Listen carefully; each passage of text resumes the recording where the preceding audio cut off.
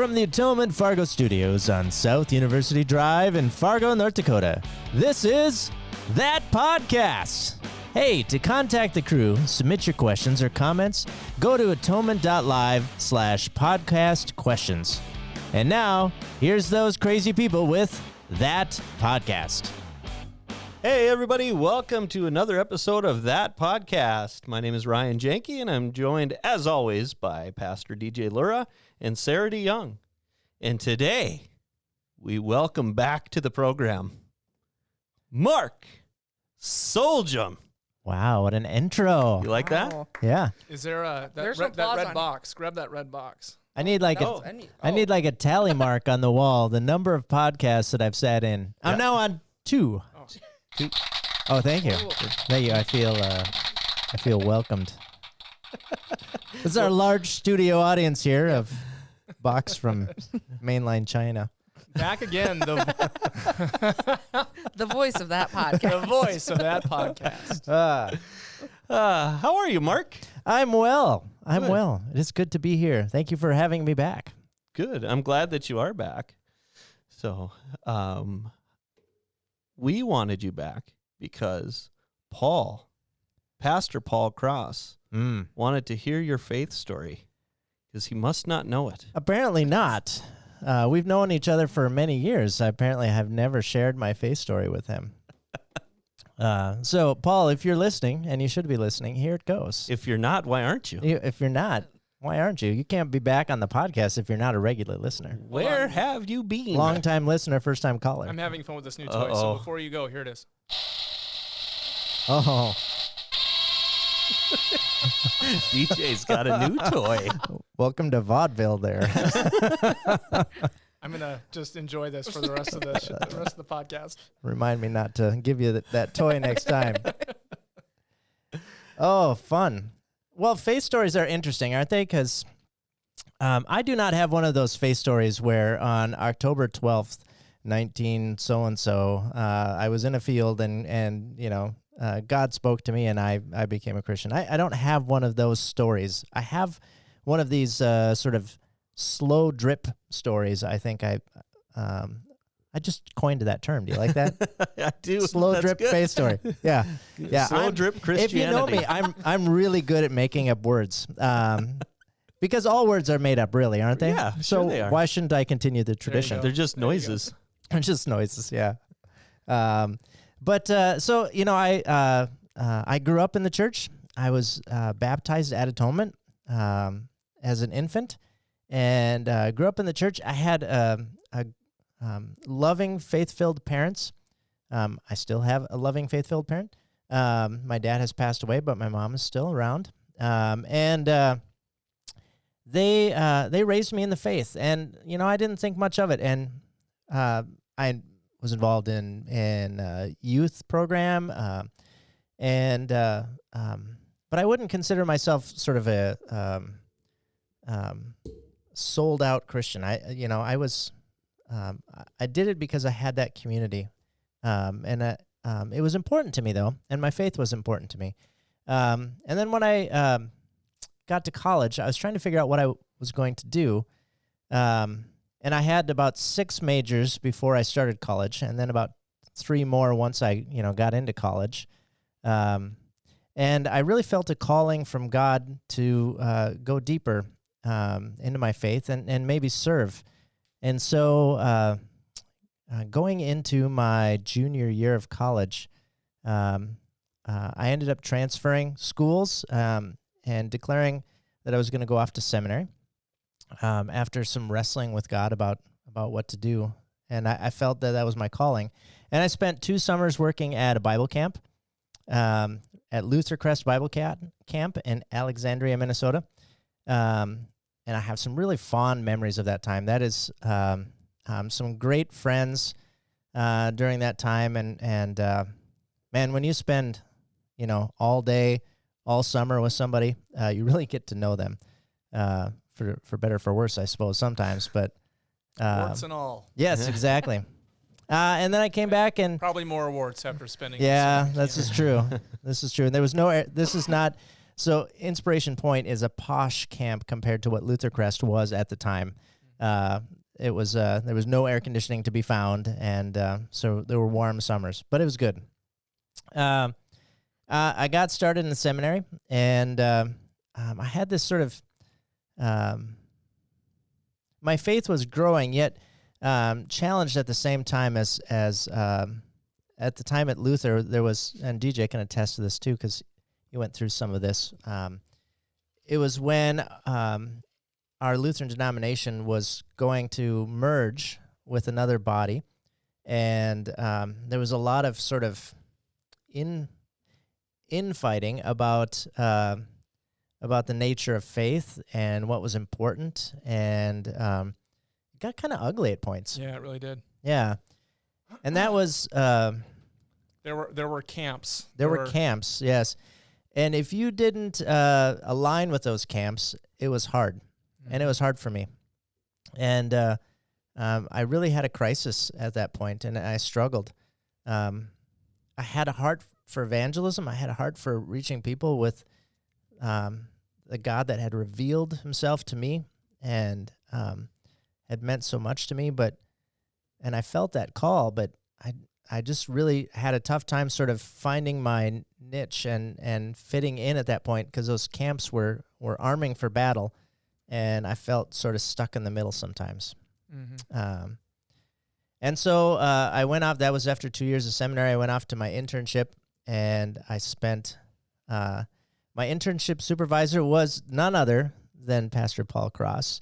At that time, he was at St. Mary Magdalene Lutheran Church, which is a mouthful. And you have to wonder if it's Catholic or Lutheran because it's kind of dual-minded. I spent one Sunday there with him, and I came in to visit with him the next, I think it was Monday, and I laid out my heart, and I said, I just, I can't proceed right now because I don't know how I fit and where I fit. And he was very gracious. He could have been angry, he could have been whatnot, but he was very gracious. And so I stepped away from seminary. I spent time in the IT field.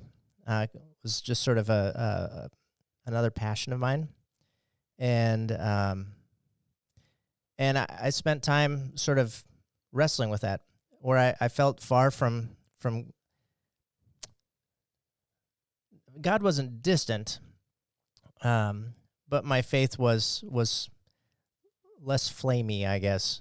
That's not a great word either, but I had a hard time sort of coming to grips with organized church and the faith that I knew. Eventually, my family moved back to Fargo Moorhead, and we came here, and I had sort of a resurgence of my faith, and kind of came to grips with who I am and the gifts that God has given me, and I got laid off from the job that I was doing, and I was looking for another job in the IT field, and I applied for several of them. I was offered several good offers, and in fact, I even spent a day on one of the jobs, and every time God closed that door, said, "No, that's not what I want you to do right now," and I'm like, "Oh, what then?" What? Yeah, what? Just tell me, all right? I need a burning bush. I really do. Exactly. And I got that strong sense that it's time for you to go back into what I called you to originally, back into ministry. And I'm like, okay. And so I had a conversation with the pastor at Atonement at the time. It was Randy Freund, and he had been here 2 months maybe. I was going to say 10 minutes. Yeah, he had not been here long. He was an interim pastor. And I laid out my heart. I said, here's where I'm at. And he said, Mark, he said, I'm going to hire you. Not exactly sure why, but the Holy Spirit's telling me to hire you.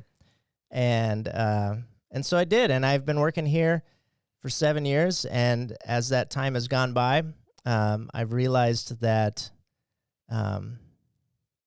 that all along God had been preparing me for the things that I need to do now. And so it's interesting. Even when you feel sort of far away from God, He's working on you.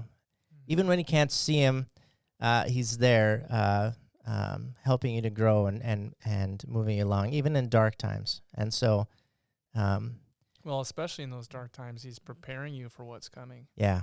I mean, think about, could you do, and we all have our points of pride, but I mean, can you honestly assess yourself and say that you would have been ready to do what you're doing now right out of Mary Magdalene? No. Church? No, I so many things I learned from my time working in IT. I had one of the most amazing bosses, was my first boss working in that IT field, who was just a built-in leader and instilled so many things in me and helped kind of fan the flames of that. And so really saw stuff in me and helped me to grow and to grow into that.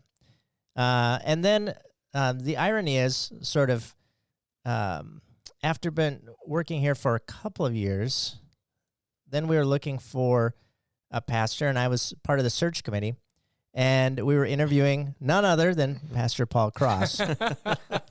And I saw the name, and, I'd been talking about it, and I was like, wow, this is going to be weird and awkward. And I thought, does he remember me? And Paul will tell the story. He said the first call was like a Zoom or a FaceTime or something. I don't remember. But he said, Mark, he said, of course I remember you. And when I saw your face pop up on the screen, he said, God, we have unfinished business. And he said, I guess I'm going to North Dakota. And he said, I knew it right at the beginning when I saw your face. So Paul has been a fabulous mentor even now, and has helped me sort of see, here's how your gifts fit into the kingdom. And it may not look how other people think it looks for you, but God has a place for you to do that work. And he's been a great mentor and an advocate. And because of that, I went back and I finished my MDiv and am working towards ordination. So here I am. And you're back in IT. Yeah. Oddly enough. Oddly enough. Yeah. For those of you out there listening, if you've caught our broadcasts, you've seen the quality go up and up and up every week. And that's the brainchild of Mark. Well, thank you. But it is fascinating, the skills that you have that you think, this isn't overly useful. God has found a way to utilize that. And so I'm just blessed to be able to serve. So, and yeah. And it's interesting. Faith is not not as easy as sort of sitting down and having a conversation with someone in person. But when I take the time and I spend that time alone with God in study, sometimes things are super clear and sometimes they're not, but it has been a positive in my life. So that's my faith story, and I'm sticking to it. Cool. Yep. It's a good one. I like it. And I don't know if when I introduced, I was so excited about giving you a razzle-dazzle intro that I probably didn't say, Mark, you are the director of Ministries here at Atonement. So yes. Thank you. Yeah, you're welcome. Ministries? Yeah, plural. Remember last time I said ministry. Oh, yeah. Is there more than one? Oh, I took lashings for that. That wasn't for me, was it? No, I did. I took. I wouldn't lash. So it's an interesting title, and because we're Lutheran, if we happen to be evangelical free, it would be much cleaner. I would be the executive pastor, because that's essentially the same skill set. But because we're Lutheran, that title is the title pastors is reserved for someone who is called and ordained, usually in those churches. So yeah. I don't have a whip on here, but I have this. Thanks, Mark, for bringing that I in. think that is a great addition to our podcast. I do too. Yes. That was a truth bomb right there. Ooh. Yeah. Ooh. Lay down a truth mic bomb. drop right there without an expensive replacement. Yeah, don't drop the mic. Drop them. Yeah. Well, DJ's mic dropped itself enough prior to us getting some new mic stands. Doesn't make much sense since no one can see us. But I was doing the limbo. You were sort of doing a limbo over there. So, Mark, thanks for sharing that. I appreciate that. And I want to add a question, just something that I wondered about. I mean, you know, I hear like a lot of similarities in the faith story that comes from people who grew up in the Lutheran tradition. I mean, it's not an aha moment. It's God's always been there. God's in relationship with me because you're brought up in the faith that way. Mm-hmm. You were also trying to use the right word here. You're also an excellent musician. Mm-hmm. Is that something that is from your family? Is that something that you developed in church and in school? I mean, where did that gift come from? Because you've used that wonderfully for ministry here, and have you always used that here? Yeah, you know, I will reveal more than I probably should about myself, but I was in the Red River Boy Choir in junior high. Mm-hmm. And I thoroughly enjoyed that. I have some good friends that I made through that. And so I've always sung. And then in high school, we started sort of the first contemporary band, and I played bass for it. The first band here. Yeah. Well, Cool. there was like some folk songs that they would do. Atonement has always been willing to sort of experiment. Yeah. And so they did some old stuff called Chicago Folk Service for a while, and with added instruments. And but the first sort of electric guitars, bass, and drums stuff, I got to be sort of involved with that, along with a shout out to John Quabell, who is a member here. He and I were, making tunes before it was cool. Mm-hmm. And I have to laugh because, it was contemporary and cutting edge then, and you look back and it's like, wow, it's pretty tame. But so I've always, and then at camp, I spent quite a bit of time leading and playing guitar, and I love playing guitar. And that's kind of where I learned to be a worship leader, was at Mm-hmm. camp, because you get to, you're like, oh, you're out on a camp out. You have a guitar, nobody else does. Can you lead us in a few songs? Mm-hmm. So, yeah, you get used to that, and that's fun. And then I've always loved sort of, I have a heart for music. It's in my family. I have very musical siblings and parents, and so, yeah, that's great. And both sides of my family, my mom's side and my dad's side. And so I can, for Lutheran ministers, many of them went to camp and had a very transformative experience Mm-hmm. before going to seminary. Yes. And then they, at least at the time that you and I were going, they take that transformative experience of a radical God who shows up right where you are, and can use things like a guitar or, and they professionalize you, or at least they did in the time that I recall. Was that unexpected when you went to seminary? I was shocked by that a bit. There are two things that surprised me at seminary was that this is the way we do it, Mm-hmm. but what we think about God is all over the map. Mm. Like the faith that we believe, teach, and confess is nuanced to the nth degree, which was great for, scholarly thinking and learning to think different ways. But when it came to how you do ministry, it was like, here you go. One size fits all. Was that your experience? Yes. And I think that was a frustrating experience for me, a very frustrating, because at camp it was like, all right, here's the tenets of faith, and don't deviate too far from these, because we've got kids that are struggling, and the last thing they need to hear is some nuanced take on the sovereignty of God. Yeah. And Or like 50% of the Bible, it's not true. Right. Or exactly, like the historical criticism method. And so that was hard, and I'm glad that I've been exposed to those things. But with the different camps of people sort of, oh, they're right, this is wrong. No, this is right, this is wrong. That was hard.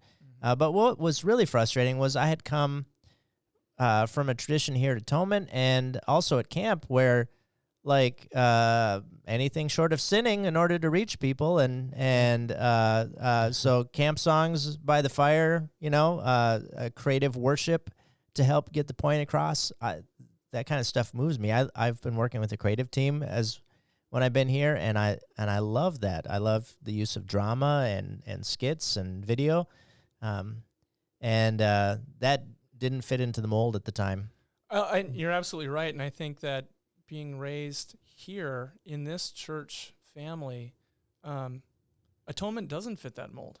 No, it and I don't know if it ever did. No, that this is how you do church, and this is what it looks like. Because I get the sense that the DNA of this place is we love God, we love people, we trust that the Bible is true, and we want to not just stand before God in a sacred way, but to stand and praise Him with joy, and that comes out in all over the place here, and it's very cool. Different from what I learned at seminary, and I came from a low church background. That the high church stuff was a bit like, oh, I had no idea. Why is this that and that's this? Yep.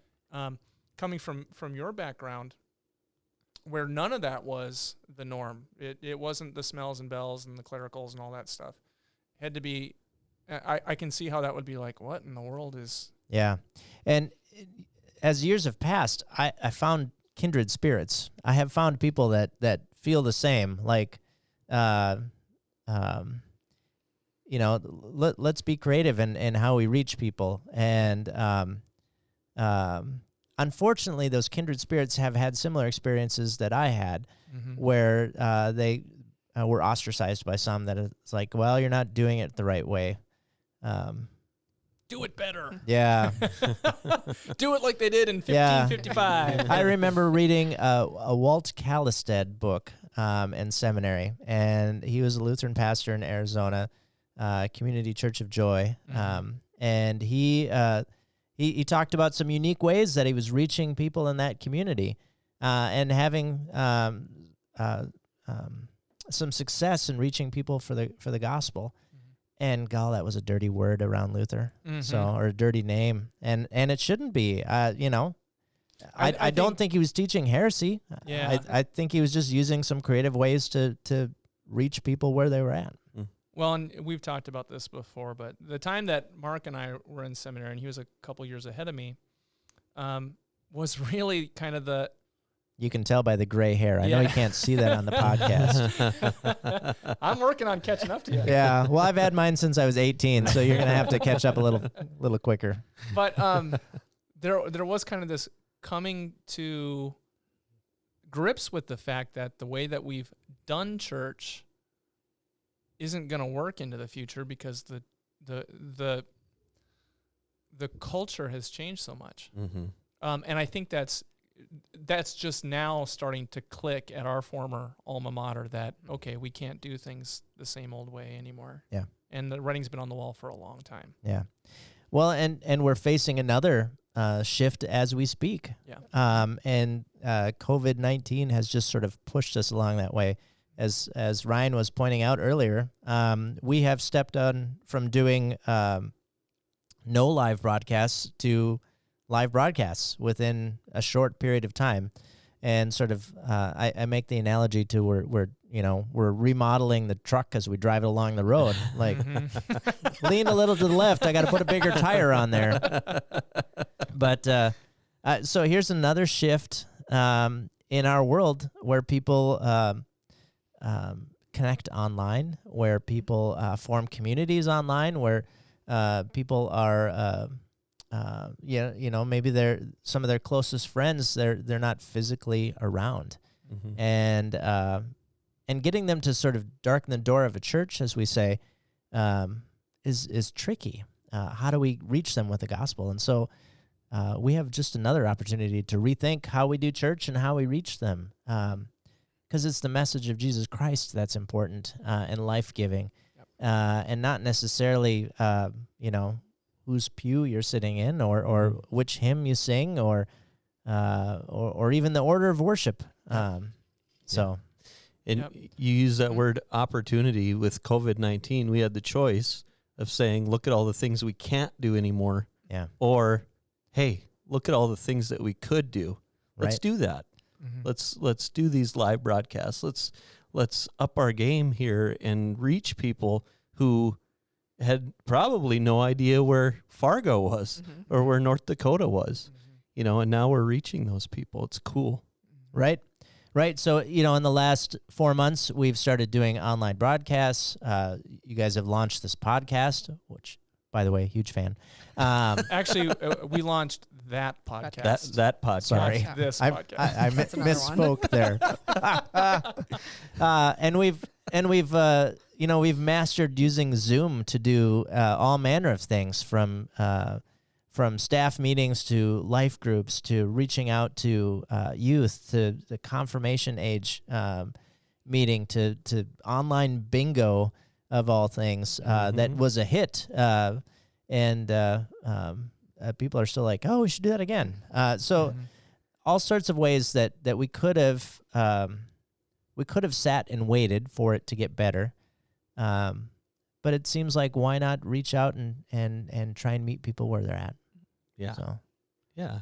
I know somebody did for me, and it made all the difference. So, yes. Wonderful. Cool. Well, another thing that people may or may not know about you, Mark, is that you're somewhat of an authority on the Star Wars universe and franchise. Well, yeah, I guess I'm a musician. I've done IT. I'm a leader here, and I like Star Wars. And you have the plans for the Death Star. I do not have the plans for the Death Star. I thought that's what we were building here. It's just bit by bit. Soon we'll have a fully operational. And I guess in the words of the Emperor, I would say good. I have opinions about Star Wars, that's for sure. Well, yeah, I know you do. But the question I have in talking to people, sometimes religion in Star Wars comes up. Yes. And they'll make comparisons to Christianity in Star Wars. And sometimes that never really fit well or sat well with me, because when you think about Star Wars, at least for me, a novice, would that be the word? You don't. I think it would be a Padawan. Padawan. A Padawan learner. If I'm, if we want to stick with the Star Wars theme. Fair enough. There's no God in Star Wars, right? There's the Force. Yep. And could a comparison be made to faith in the Force? What is sort of the comparisons, the similarities and the differences? Yeah, that's interesting, because a lot of people are like, look at the faith that they're using. But the faith is more sort of Eastern faith, closer maybe to Buddhism. There's meditation to tap into the power. There's sort of a power all around you that they talk about, but it's disembodied. It's not a personal God that we speak of in the Christian faith. And don't even get me started about whether midi-chlorians are valid or not. But isn't that going to become non-canon? Isn't that like in an alternate universe? we'll come to that. There's some interesting theories there. But yeah, he was much more inspired by some of the Eastern religion and thinking than it was Christianity. And a sort of connectedness and piece of that. And even so, they talk about when you die, you return to the Force. That has shades of that same thing as well. When I think of... but they have lightsabers and we don't. And so, I mean... Yeah. We do. A lot of churches now, though, have like the fluorescent laser light walls and stuff. That could be pretty close. Oh man, when are we putting those in? What do you call them? We have I forget the name. You have a fancy name for some. It's not lasers really, but I don't remember. Some cool thing you just put in like a year ago, maybe when I first started here. The hazer? Yes, the hazer. Oh, the hazer. well, that's for when you want to visit Dagobah and see Yoda. Then we just turn on the hazer, and it kind of feels like a swamp. So Yeah. So in Hinduism, there's this concept of dharma, not karma, dharma. Mm-hmm. Karma functions off of dharma, but dharma is basically not to be confused with shawarma, which is very good too, by the way. something else completely. But dharma is like the life force that binds everything together and through which everything acts, and how you engage with other people, whether in a good way, a light way, or a bad way. Mm-hmm. Light and dark, the light side of the force, dark side of the force, will affect you as well as everyone else around you. So when I think of where George Lucas was going with the force, was a more engagement with that universal energy that you could actually manipulate and control. Mm-hmm. Karma is how dharma becomes something you can see, where if you do bad stuff's going to come back to you. If you do good stuff's going to come back to you. But there's also a philosophical worldview known as dualism that some people sometimes fall into thinking Christianity is like that God is the good side and the devil is the dark side, and they're equal and opposing forces that are constantly in battle with each other, which is not a Christian worldview. Those two get intermixed, at least in the original 4, 5, and 6. I don't know about 1, 2, 3, 7, 8, 9. They kind of go all over the place. But that's how I have understood kind of a religiosity embedded in Star Wars, is the idea of the Hindu idea of dharma. Well, so I've never seen Star Wars, so instead I watched Mute her. the second best saga that I feel like a lot of people relate to Christianity, and that was Twilight. I've been waiting to use that for a while. So back now. to Star Wars. Yeah. So real Go movie ahead. franchises. What about Twilight? Because I have not seen Twilight. Well, have you ever seen a really bad Hallmark movie? Okay. Unfortunately, yes. This is worse than that. And I'm at the risk of offending some of your audience. Is there a good Hallmark movie? Sarah, what were you saying? I'm just not a fan of Hallmark movies. All right. Note to our viewers here. If you like Hallmark movies, I apologize. I'm just not a big fan. I think in a very short time, we have offended Star Wars fans, Twilight fans, and Hallmark movie fans. fans. So Yeah. we're Mark, thanks Are we for gonna get niche canceled? demographic. Mark, thanks for coming back for your second and last visit to the podcast. No, I was just going to say, I feel like there's a lot of movies, though, where you can grasp at straws and find relations through anything that, this sort of looks like this, so. Mm-hmm. Well, in fact, I heard an interesting theory that that Harry Potter has some reflections of the cross in it, because Harry Potter. Oh, spoilers if you haven't read the 7th book, but it's been a long time. So, but yeah, it's been 20 years. yeah, Those exactly. are really long books, though. They are really long books, but he dies for his friends and then comes back to life. So we've got a death for someone else's sacrifice and, quote, a resurrection. Well, and not only does he die, he has to die Yes. to defeat Mm-hmm. the evil one, Yes. the one whose name shall not be named. Yes. Thou with no nose. He shall not be named with a nose. Yes. I think wasn't that his name, Voldemort Sans Nose? Yes. I Yes. think that was the full name. Don't say his name. Man. I'm not afraid of him. What was that? So it is easy to sort of, look, the author was thinking this, and read your own sort of spirituality into something. But, you do the flip side. In Britain, at least, I know you can register yourself as a Jedi for your religion. Really? Yep. Really? Which, had I not been a strong Christian, would have been tempting. Yeah, well, absolutely. So, just to have it out there. Just, what kind of perks come along with that, I want to know. That has to make, your census a lot more fun. Yes. Like, oh, that one. Jedi. Mhm. Yeah. Do you have to go through the Padawan process? Well, I would imagine so. Although, you can self-declare if you want to. So You just have people going, "You're no Jedi." He's no Jedi. it is interesting. I think probably most Americans and a lot of people, maybe outside of the country as well, their personal worldview is formed by a lot of these things and is a sort of an amalgamation of a little bit of this and a little bit of that, but they all sort of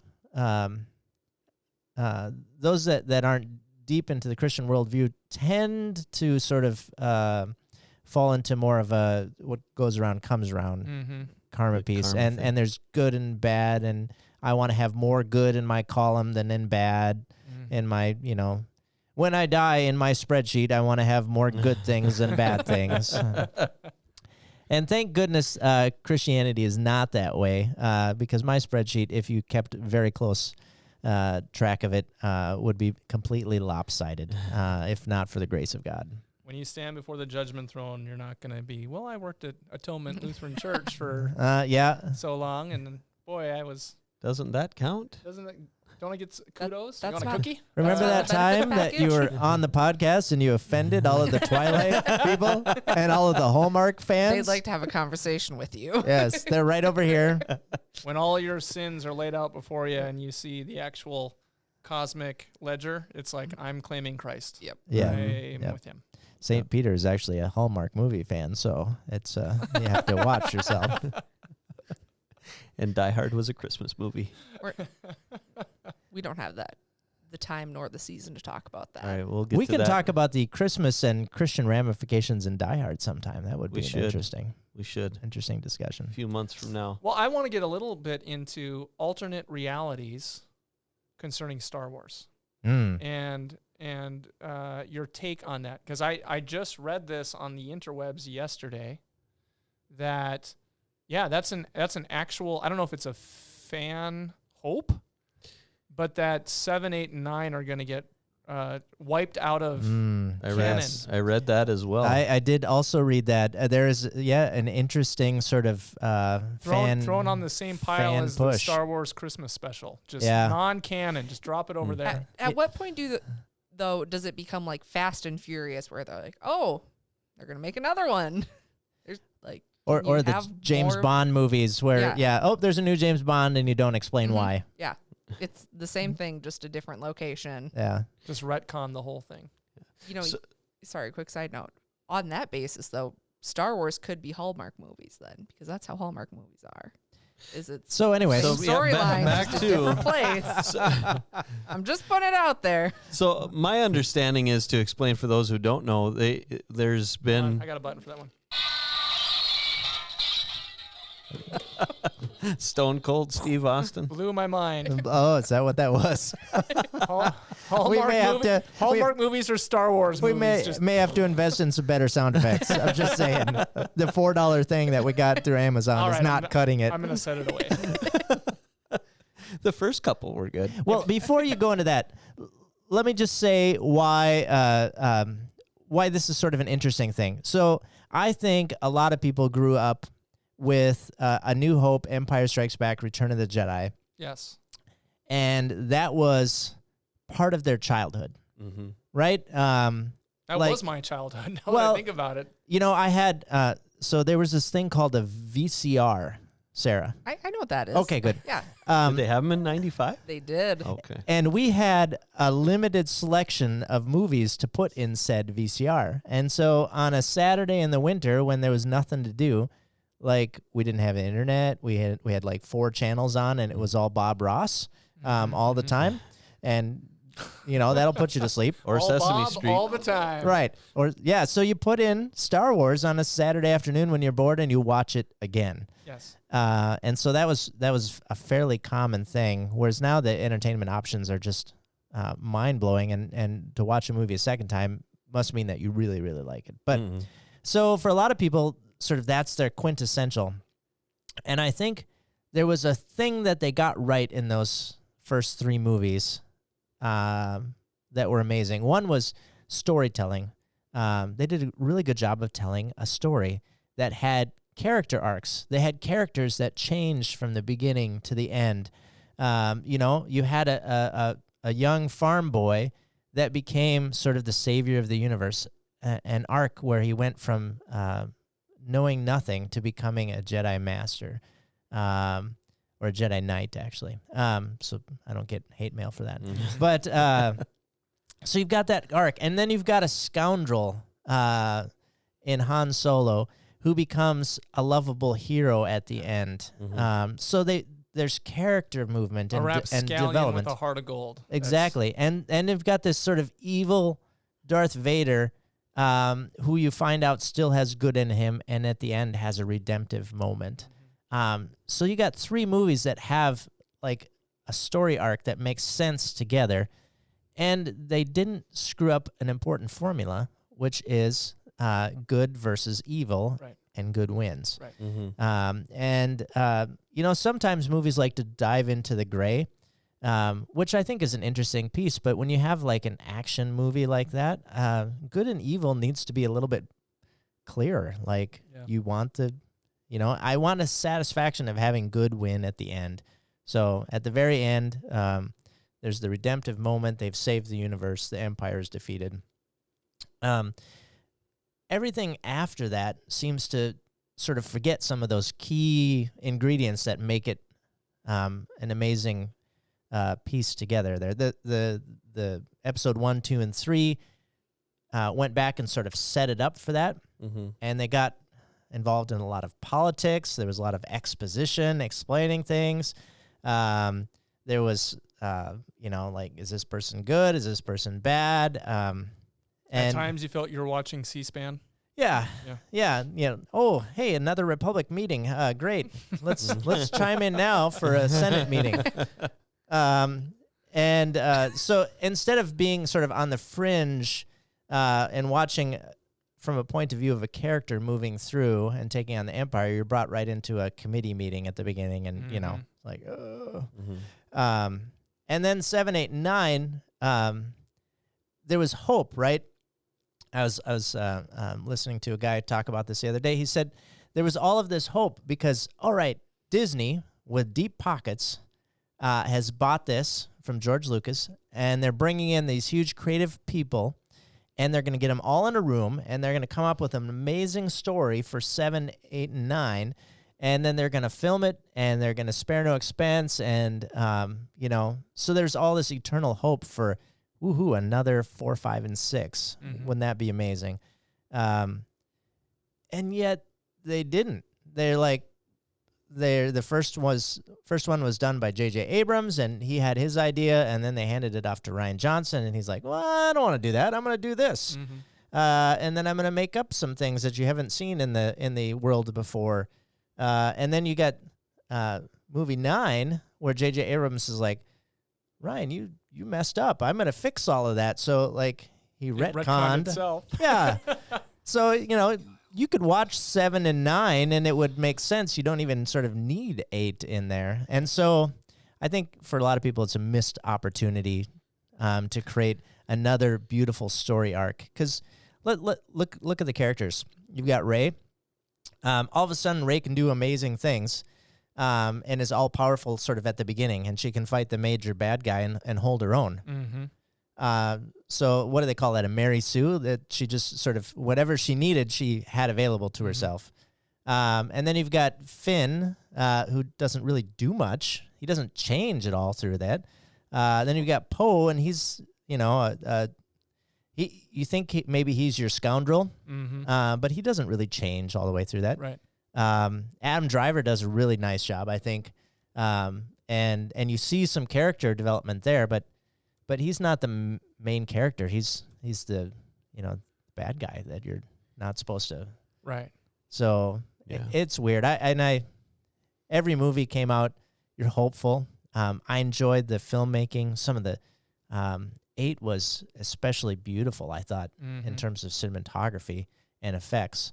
But that's all icing on the cake for the storytelling. That's why indie films can be so powerful, is they've got an amazing story, but they've only got $50 to make the movie. Right.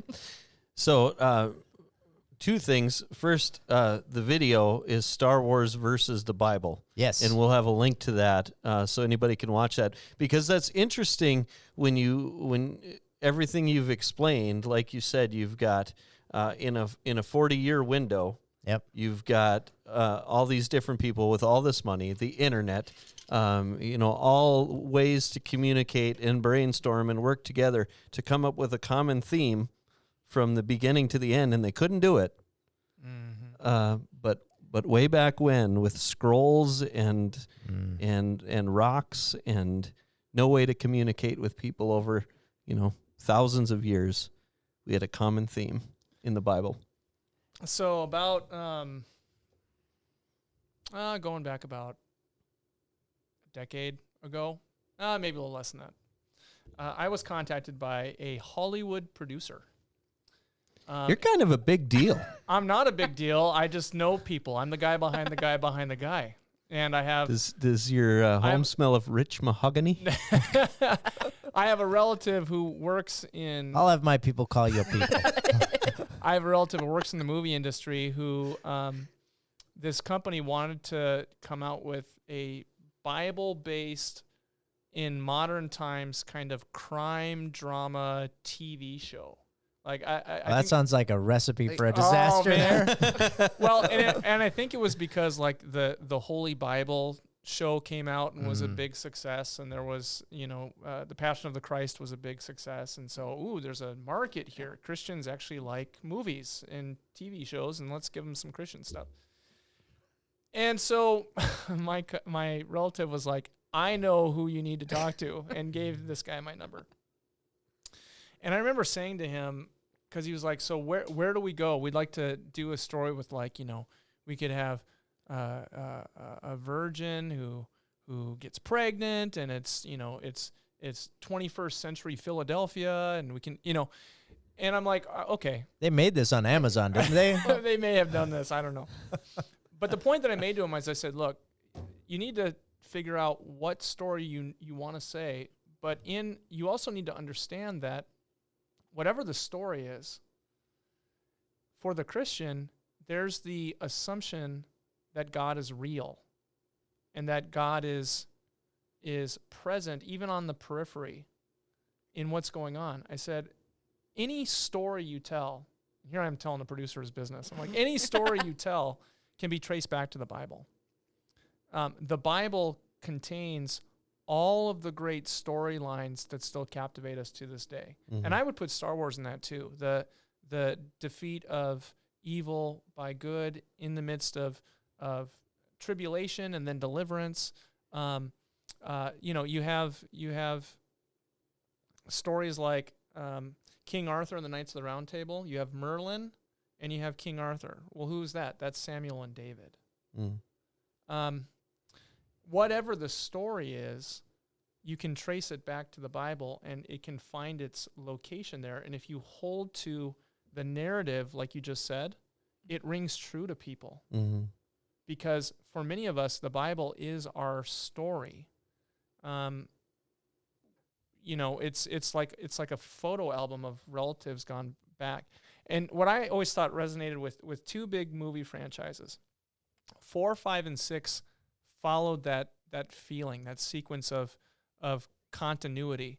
The Lord of the Rings does the same thing. Mm-hmm. And that was done intentionally by the author.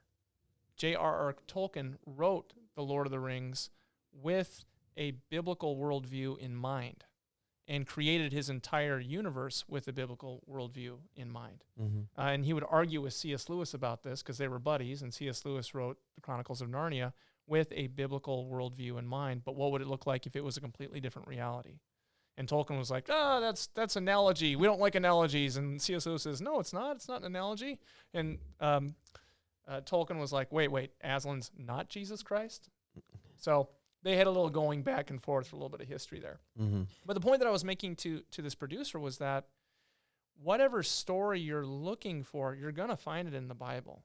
And if I was a smarter person, I would have been like, and I will tell you what stories you need to do. You just give me a little bit of this, and I'll put that together to you. But, you know, I was in a call serving a church, and my response to him was, do you have a Bible? He said, no, I don't have a Bible. I said, get a Bible. And where you go in the Bible, whether it's to Genesis or to Exodus or to the New Testament or to Judges, you're going to find stories in there that are going to resonate and connect with you based on what you know today, because there's nothing new. There's nothing new under the sun. These stories are still happening. And the difference is that in the Bible, you see where God is involved in what is happening to work to a positive outcome where good does triumph over evil. Well, isn't that the I mean, that was sort of the point of the video that Ryan's referencing there, is they got all these Disney people in the same room and they couldn't come up with like a consistent character arc or a redemptive arc. And yet the Bible, written over 1,500 years, 40 different authors, has a main character, God, that you see as it progresses from creation to the fall, to the people struggling, but God is always there, to God appearing on the scene again, giving his life in a sacrifice, redemption, and finally we'll have the new heaven and the new earth and an eternal win at the end of the Bible. And so it's got this beautiful arc, and we can see ourselves in there. And that's the beauty of a great movie too, when you can, you know, I joked about marking Jedi as your religion on a forum or whatnot, but it's, can you see yourself in the story? And that's what makes a great story is Lord of the Rings. Can you imagine yourself taking the ring to Mordor? You know, can you imagine yourself going through the wardrobe to Narnia? Right. And it draws you in, and yeah. it speaks to you in such a way that it interprets you a little bit. But there are pitfalls, like you said. I mean, 7, 8, and 9 was a great opportunity to give a fresh, original interpretation on the old story.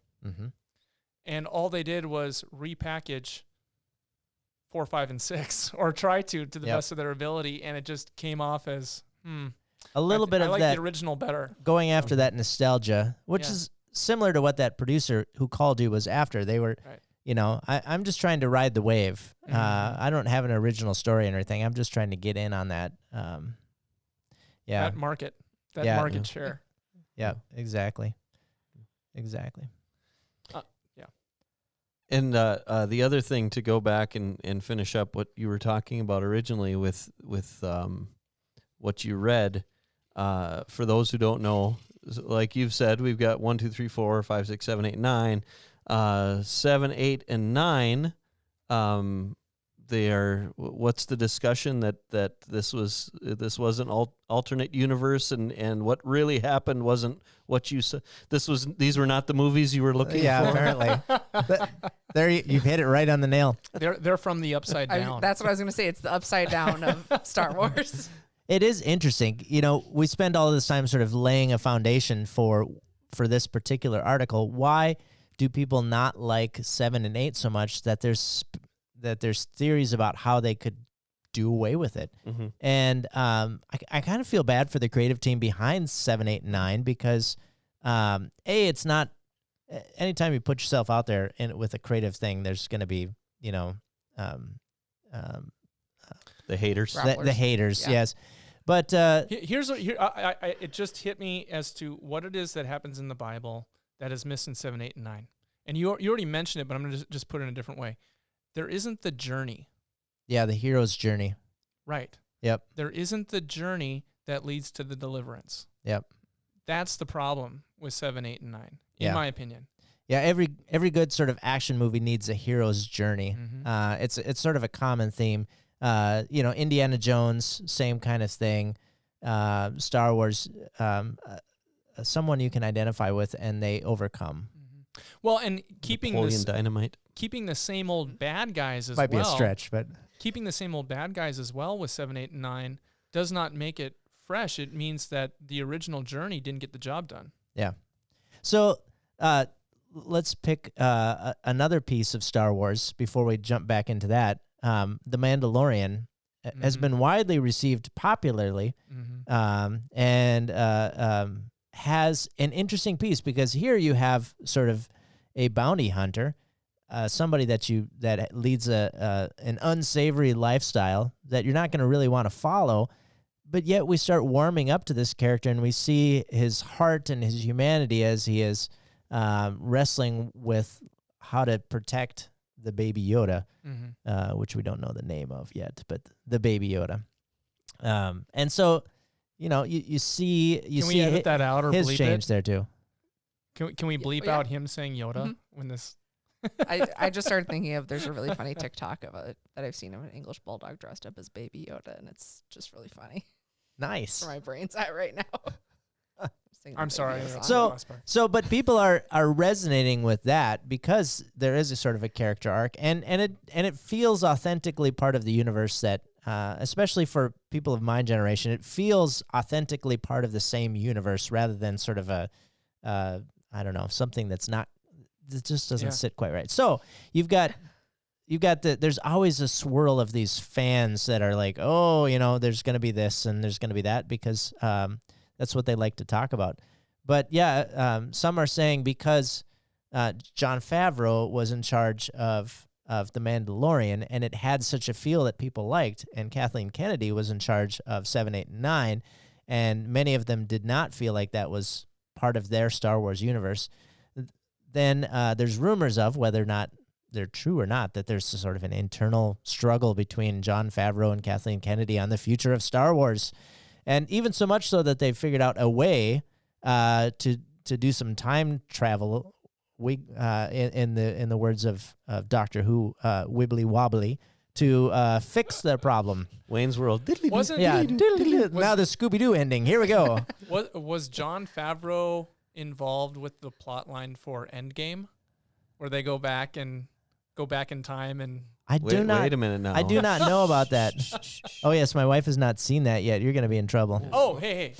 Allegedly. Allegedly. Yeah, well, tell me what time that's at, and I'll tell her to plug her ears for a few It seconds. just started about 56 minutes. To Wait, 57. It's interesting you brought that up, though. The Marvel universe has had success where Disney's Star Wars universe has not had the same success, and it... you go along on a journey. Yeah, they take you on that journey. Yeah, I mean, it takes, 15 movies, and it's really kind of Iron Man's overall journey. But and then they also have sort of Kevin Feige sort of watching over the whole thing, saying, no, you can't do that. But, you got some freedom there. But don't step away from this boundary, to kind of keep the train moving in the same direction. I think that people are naturally skeptical, and we've been raised with screens in front of our faces for 70 years. I mean, since the 50s, right? And so now I think an audience that really likes a certain entertainment, it's important to them, it's meaningful to them. They're quicker to forgive things that if it kind of fits in continuity, okay, I'll let it slide. But the dissonance that happens, I think, with 7, 8, and 9 is that it's not believable within the continuity of what's come before. 1, 2, and 3 was a hard swallow for one generation as well, but you can see the continuity over time. Maybe the same thing will happen with 7, 8, and 9. I don't know. Well, and one sort of has to wonder, should you try and add on to such a universe, or should you create something different? I think Harry Potter was hugely successful for many people because it was something new, and so you could start fresh, and there were new. So that there's sort of ground rules around when you create a universe, and George Lucas established the Star Wars ground rules of what that should be, and then 7, 8, and 9 sort of like, we bent those, and people were like, you can't do that. Right. Jedi don't know how to do that, you know.